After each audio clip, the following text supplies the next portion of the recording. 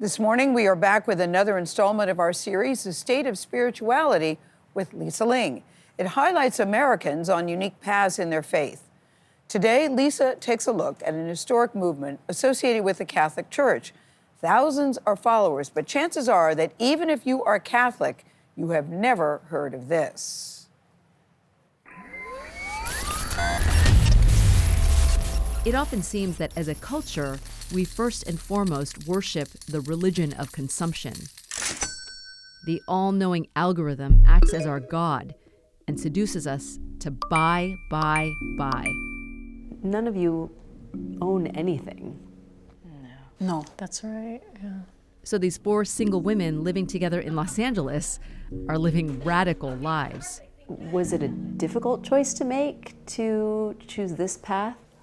For me, it was more liberating because those vows means you are free from your own attachments. Loretta Rauschuber, Jonah de Guzman, Regina de Jesus, and Clarita Jung are all part of a lay movement called Focolare.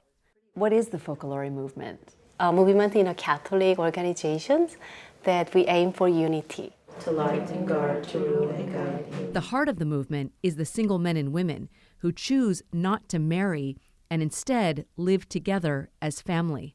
What are the core principles of Focolare life? We take 3 vows and vows of poverty, and chastity, and obedience. Perfect. The women own nothing. So Loretta, this home is owned by the Focolare movement. That's correct, yeah. And take nothing more than what is necessary to live. We say instead of the culture of having, we live a culture of giving. Our founder said that our first economy is from God's providence. So we also believe a lot in providence, and they do come in all forms. How do they come, though? Through people. So donations. Yeah, they say, oh, we have a bag of clothes for you guys. So then we don't have to buy. The Focolare movement was approved by the Catholic Church in the 1960s, but it dates back even earlier to World War II, when Italian teacher Chiara Lubeck set out to bring a message of unity to the world. And that's done by living in community with others. You might be thinking, is this a cult? Followers say they aren't beholden to anyone and are free to leave at any time. Marriage, if you think about it, or any other vocation, there's sacrifice, you're building a family together. So there's commitments in any choice you make, you know. And it is radical. We agree it's a very radical choice. But despite that, it's speaking to people. Focolare has more than 100,000 followers in more than 180 countries. While many are Catholic, people of other faiths take part too. Here in the United States, we work a lot with the Muslim communities, but also Hindus are part of the Focolare, or they live the spirituality, Buddhist. As we forgive those who trespass against us. They say they've chosen to live their lives the way Jesus and his mother Mary did. For us, being a family means to have this love, for one another, to the point of being ready to die for one another, like Jesus did. Unlike a priest or a nun, part of being Focolare is being out in the world and working. But the money they make goes into the movement and to those in need. It's a choice we make.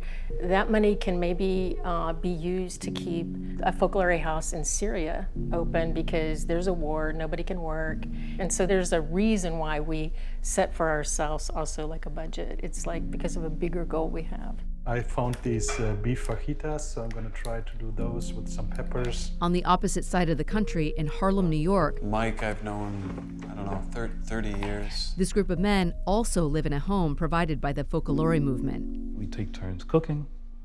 We take turns cleaning the house. The day we visited, Michael Morris was just moving into this Focolare house from another to live with 3 men who have all made commitments to the lifestyle. Did you ever have any aspirations of pursuing the priesthood? I didn't feel that call through the church to be a priest, but I felt it in the Focolare.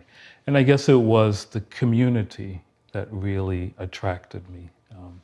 Not only their presence, but how they lived is a choice. I know that I won't own my own house, my own car, right? But that gives me more freedom, to again, dedicate myself to God's work and to humanity. Morse grew up Catholic in New York City. His parents were part of Focolare. He says he knew in his 20s that he wanted to follow the path. You were so young when you took these vows. Did you ever have a relationship? No, I've had relationships, sure, in high school, also in college. But that call to leave all of that, to dedicate myself to God was stronger. Has it been hard? Yes, it has been hard. But it's that strength, that God gives us, really. And the strength of the community that really helps us to stay firm in our choice. Looking good. And while many may find this way of life restricting, as you've heard, those we spoke to insist it's the opposite. Instead, they feel free. Do you think you'll be in the Focolare for the rest of your life? Yes. As I feel now, as I felt over the years, this is my family. This is what I'm called to. I'm in it for the long haul.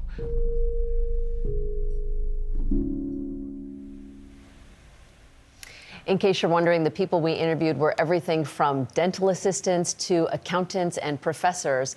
And there are married people who are part of the Focolare movement. They live with their families and share in community life. But as we said in the piece, the heart of this movement are those we spoke to, the single men and women.